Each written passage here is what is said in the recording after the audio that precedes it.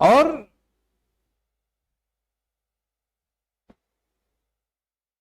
جب تک آدمی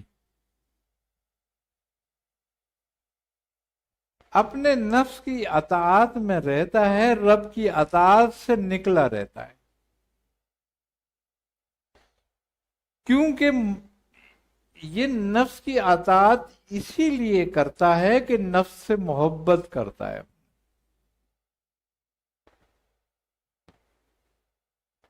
اور جس سے محبت کرتا ہے اس کا ساتھ اتنے آسانی سے نہیں چھوٹتا۔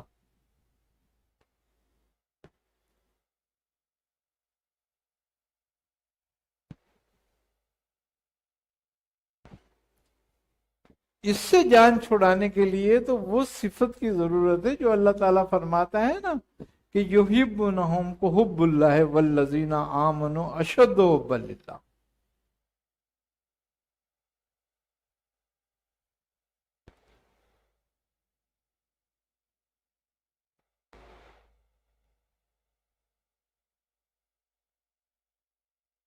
اللہ سے شدید محبت کی ضرورت ہے،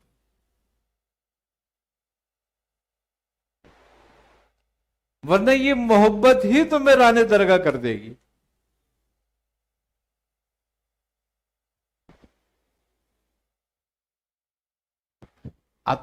عبادت کسی قانون کا نام نہیں ہے،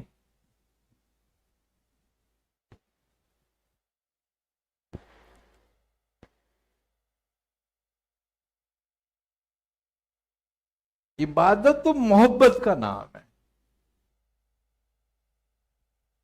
اگر عبادت کو قانون سمجھ کے کرتے ہو تو عادت بن جاتی ہے،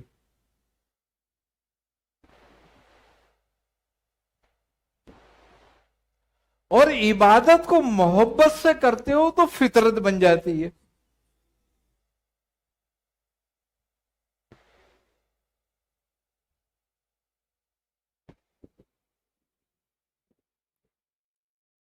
اور اللہ کی اطاعت اور عبادت کے لیے فطرت ہی سلیم چاہیے۔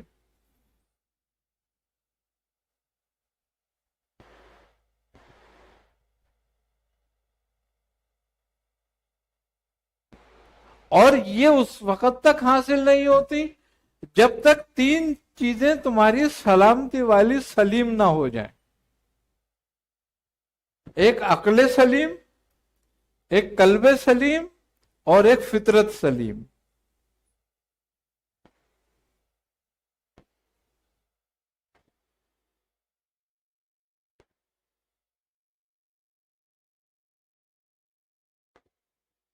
علم سے اگر اپنی شناخت ہو گئی تو جس نے پہچانا اپنے نفس کو اس نے پہچانا اپنے رب کو۔ تو یہ عقل سلیم ہے، اور جس کے دل میں اللہ کا ذکر اور محبت کا راز پکڑ جائے وہ ہے قلب سلیم۔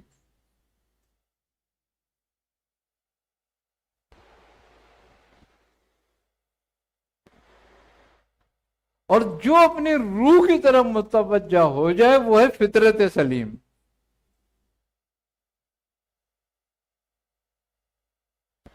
اب ان تین سلامتیوں کے بغیر کوئی چیز ممکن نہیں۔ کمال بات ہے کہ دنیا کے حلال میں حساب ہے،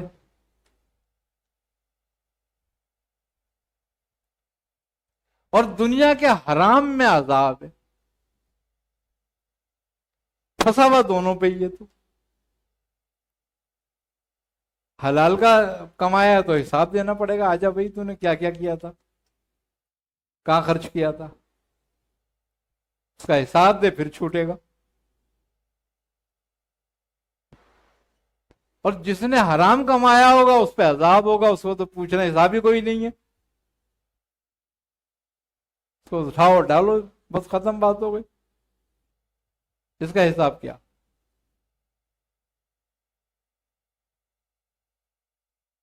تو جس کے حساب میں حلال میں حساب ہو، جس کے حرام میں عذاب ہو،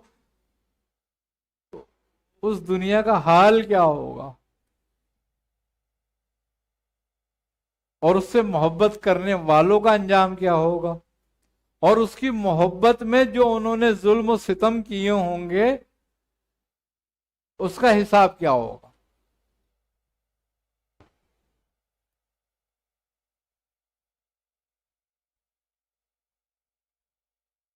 یہی سمجھنے اور سوچنے کی بات ہے۔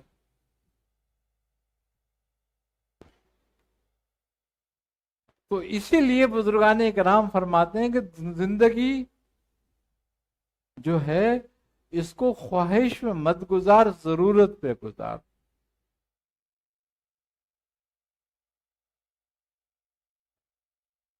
اور دنیا میں مطلب سے مت رہے، مقصد سے رہے۔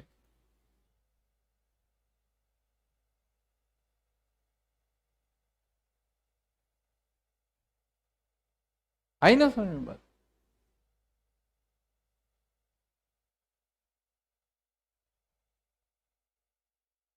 اور دنیا کو جنت نہ سمجھ، اس کو قید خانہ سمجھ، کیونکہ یہ جنت کافروں کی ہے،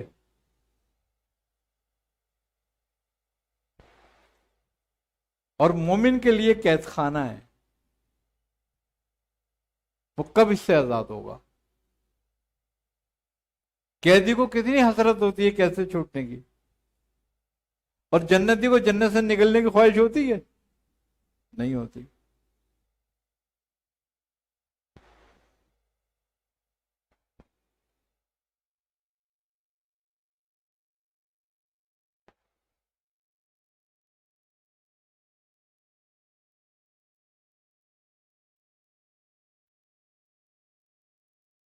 یہ سمجھنے والی بات ہے۔ اللہ تعالی نے فرمایا کہ الہاکم التکاثر حتی زرتم المقابر۔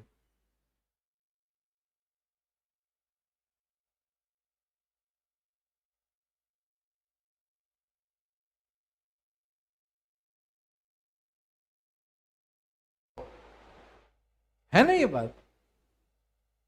کس نے ہلاک کر دیا تمہیں؟ مال نے۔ یہاں تک کہ تم قبروں تک پہنچ گئے۔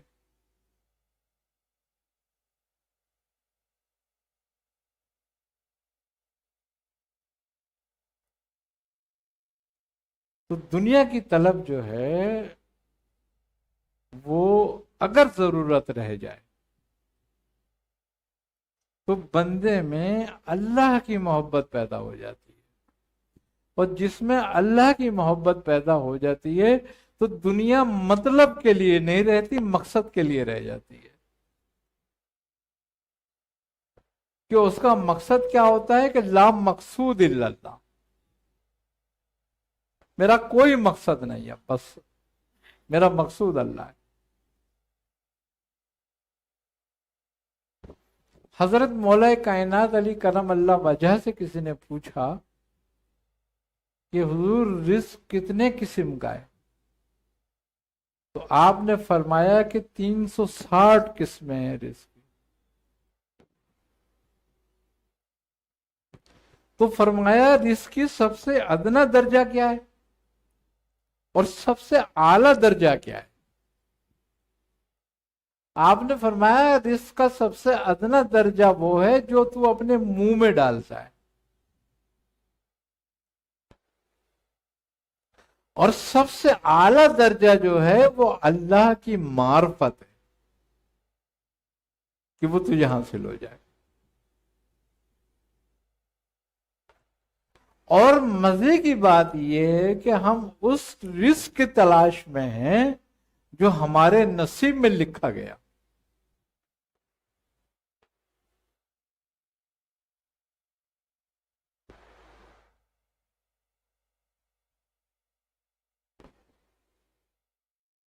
حساب کا تو سب کے لیے ہے نا، مگر جسے چاہتا ہے بے حساب بھی دے دیتا ہے.